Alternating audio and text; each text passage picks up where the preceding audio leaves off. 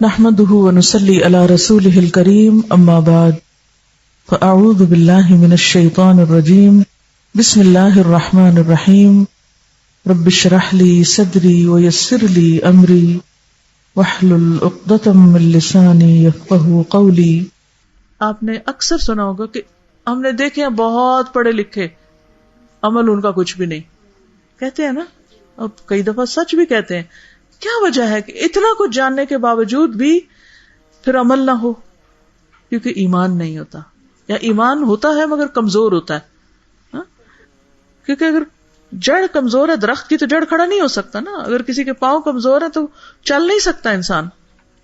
نتیجہ کیا ہوا؟ جب لوگوں نے بہت زیادہ احکام پڑھ لیے، فقہ پڑھ لی، کثر الجدل والخلاف، بحثیں مباحثے، جھگڑے، ایک دوسرے کی کاٹ، اس کا اوپینین اس کا اوپینین، نئے نئے نکتے، نئی نئی باتیں، اور پھر اس میں عقل کا استعمال زیادہ، اور جو وحی الہی کی بات ہے وہ پیچھے چھوڑ دی گئی. آج ہی ایک بچی میں کلاس لے کر باہر نکلی تو وہ ٹیچر تھی، رو رہی تھی، اور روتے ان کی آنکھیں لال تھی. معلوم نہیں ان کو کلاس میں کس چیز نے ٹچ کیا. کہنے لگی کہ یہ جو یہاں پر رفع یدین کا لکھا ہوا ہے لوگ کیوں نہیں کرتے، کیا وجہ ہے؟ سوال ان کا بہت ویلڈ تھا. میں نے کہا میں بھی ایک عرصے تک نہیں کرتی، طویل عرصے تک میں نے نہیں کیا. ایک تو مجھے پتا نہیں تھا، اور پتا بھی تھا تو میں سمجھتی تھی یہ کچھ لوگوں کا کام ہے، کچھ لوگ ہیں اس مسلک کے یا اس گروپ کے تو وہ کرتے ہیں. لیکن جب میں نے اپنی آنکھوں سے حدیثیں پڑھی، اور ایک کے بعد ایک حدیث، ایک کے بعد ایک حدیث، تو میں نے کہا کہ ان سب کا انکار کر دوں. کس بنا پہ؟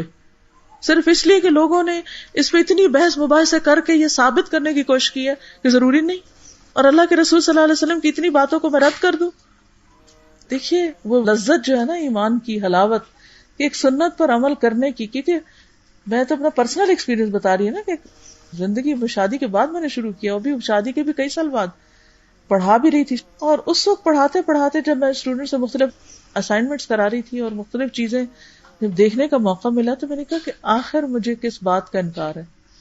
اپنے آپ ہی کو سمجھانے کہ آخر مجھے انکار کیوں ہے، اور اتنے ٹچی کیوں ہیں لوگ اس بارے میں، کس کی رائے کو اتنی امپورٹنس دی جا رہی اور کس کی حدیث کو پیچھے چھوڑا جا رہا ہے. وجہ کیا ہے؟ ہم کیوں نہیں جاگے؟ ہم سے اعتراف نہیں ہوتا حق کا. صحابہ کا کیا طریقہ تھا؟ ایک بات پتہ چلتی تھی نا وہ کر گزرتے تھے. انہوں نے کبھی دوبارہ نہیں پوچھا اس کی مزید کوئی ایک اور دلیل بتائیں تو تب ہم مانیں گے. جب یقین پختہ ہو جاتا ہے نا یہ سچ ہے، تو پھر جو ہو ذوقے وہ کٹ جاتی ہیں زنجیریں.